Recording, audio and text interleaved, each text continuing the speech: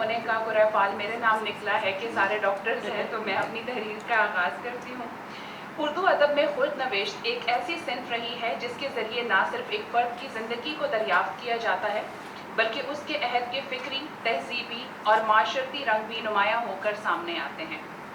मोहम्मद हमीद शाहिद साहिब की खुद नविश्त खुशबू की दीवार के पीछे भी एक ऐसी ही अहम और वकी काविश है, जिसमें महज एक शख्स का सवानही खाका नहीं, बल्कि एक पूरे अहद की दाखिली गूंज सुनाई देती है। ये एक ऐसी तहरीर है जो अपने कारी को यादाश्तों की सतह से उठाकर एहसासात, जज्बात और फिक्री पेचीदगियों की तहों में ले जाती है।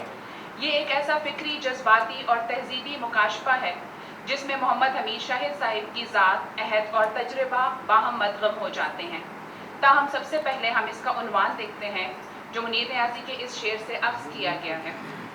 खुशबू की दीवार के पीछे कैसे कैसे रंग जमे हैं, जब तक दिन का सूरज आए उसका खोज लगाते रहना।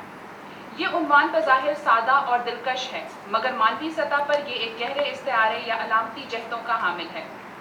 मोहम्मद हमीद शाहिद ने खुशबू को अपने दाखिली एहसासात, यादों, आरज़ुओं और इस ज़िंदगी के इस्तिआरे के तौर पर बरता है, जिसके कुछ हिस्से जिए जा चुके हैं, कुछ रह गए हैं और कुछ शायद ऐसे हैं कि कभी हाथ ही ना आ सकें। खुशबू यहाँ कोई इस्म या सिफत नहीं, बल्कि एक मुकम्मल तख्लीकी कैफियत है, एक ऐसी हालत जिसने इनकी ज़िंदगी को मानवियत बख्शी है। इस एतबार से इस उन्वान को महज जमालियाती खुशज़ौक़ी का मजहर समझना इसकी मानवियत को कम करना होगा, क्योंकि इसमें ज़िंदगी, शऊर, लम्स, ख्वाहिश, याद और महरूमी की कई परतें पोशीदा हैं। जैसा कि वो खुद इंतसाब में कहते हैं, कोट,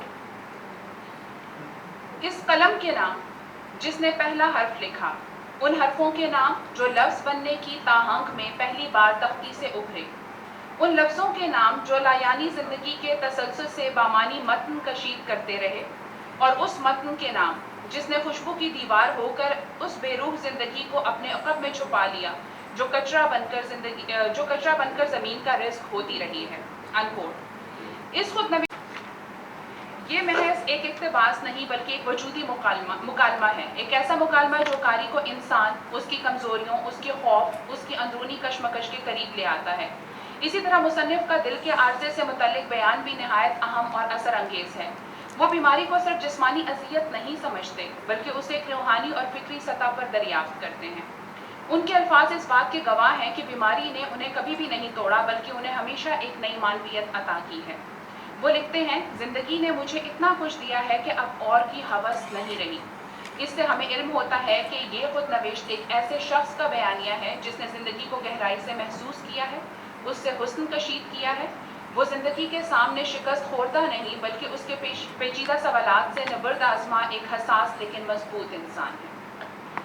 अब हम आते हैं उनके उसलूब की तरफ। तो मोहम्मद हमीद शाहिद साहब के उसलूब की सबसे बड़ी खूबी जो मुझे इस किताब में दिखाई दी है और जो उनकी हर तहरीर में होती है, वो उनकी तस्वीर कशी या मंजर कशी है। वो मंजर बनाते नहीं, बल्कि मनाजिर को जीते हैं, और जब वो उन्हें बयान करते हैं तो कारी के सामने एक फिल्मी फ्रेम की तरह उभर आते हैं। मसलन यहाँ से एक मंजर बताना चाहूँगी। वो बुढ़िया जिससे हमारी दूध की लाग लगी हुई थी रोज़ आती थी, मगर मैंने उसे कभी बर्फ पर फिसल कर गिरते नहीं देखा था। उसका चेहरा और हाथ झुर्रियों से यूं भर गए थे कि वहाँ किसी और लकीर की गुंजाइश न थी। उसकी कमर दोहरी हो चुकी थी। वो उसी पहाड़ी ढलवान पर कहीं नीचे अपनी गाय के साथ रहती थी जिस पर हमारा घर था। वो लाठी टेकते हुए आती और कदम बर्फ पर धीरे से यूं रखती थी जैसे वो बर्फ से ऐसा करने की इजाज़त तलब कर रही हो। वो इधर उधर से बेनियाज दूध वाले छोटे से बर्तन को बाजू में लटकाए ऊपर आ रही होती तो जैसे वक्त वहीं थम जाता था। मैं जब कभी उसे आते हुए देखता तो मुझे यूं लगता था जैसे बड़ी स्क्रीन पर बर्फ से ढके पहाड़ों का खूबसूरत मंजर दिखाते हुए जूं ही फ्रेम में वो बुढ़िया को लाया गया था तो सुपर स्लो मोशन का बटन दबा लिया गया था। ये एक लम्हे, एक वाक़े का बयान है, लेकिन ये उनके उसलूब की वो परत है जिसमें अफसानवी रचाव भी मौजूद है और जिसके सबब कहा जा सकता है कि मोहम्मद हमीद शाहिद की जुमला तराशी, मंजर निगारी और कैफियत आफरीनी में वही बारीकियाँ और पेचीदगियाँ दिखाई देती हैं जो किसी भी अच्छे अफसाने में ढूंढी जा सकती हैं। एक इक़्तिबास देखिए। मैं संभल कर बैठ गया और पूरे वजूद को समात बना लिया। मुझे यकीन सा हो चला था कि वो कहेगा नहीं, मगर वो चुप रहा। उसके चुप रहने से एकदम सन्नाटा छा गया। کہیں سے مینڈک کے ٹکرانے کی آواز، ایک کتا غرایا اور دوسرا اس پر بھونکا، پھر سڑک پر سے گاڑی کے گزرنے کی آواز آئی، پھر یہ سناٹا بولنے لگا۔ مجھے یوں لگ رہا تھا جیسے اس وقت کا سناٹا ایک ایک آواز کہ محمد حمید شاہد کی خود نوشت خوشبو کی دیوار کے پیچھے ایک حساس انسان کی داستان ہے جو اپنے عہد سے بیزار نہیں ہے لیکن اس کی فکری اور جمالیاتی کمزوریوں سے بے خبر بھی نہیں ہے۔ ان کی یہ تحریر ان کی زندگی اور محبت کا اعتراف بھی ہے اور ہم سب سے سوال بھی۔ یہ ایک ایسا آئینہ ہے جس میں ایک فرد کے ذریعے پورے معاشرے اس کی قدروں، زوال، خوابوں اور محرومیوں کا عکس جھلکتا ہے، جس کی وجہ سے ہم کہہ سکتے ہیں کہ مصنف نے نہایت خلوص، فکری دیانت اور ادبی وقار کے ساتھ اپنی یہ داستان رقم کی ہے۔ یہ ملکی تاریخ اور ادب کے لحاظ سے نہ صرف یہ کہ ایک جمالیاتی اضافہ ہے بلکہ ایک فکری دعوت بھی ہے جو ہمیں سکھاتی ہے کہ ہم اپنی ذات، اپنے عہد اور اپنے فن سے صرف اور صرف سچ بولیں، ایک ایسا سچ جس کی خوشبو آئندہ زمانوں میں بھی قائم رہے۔ بہت شکریہ۔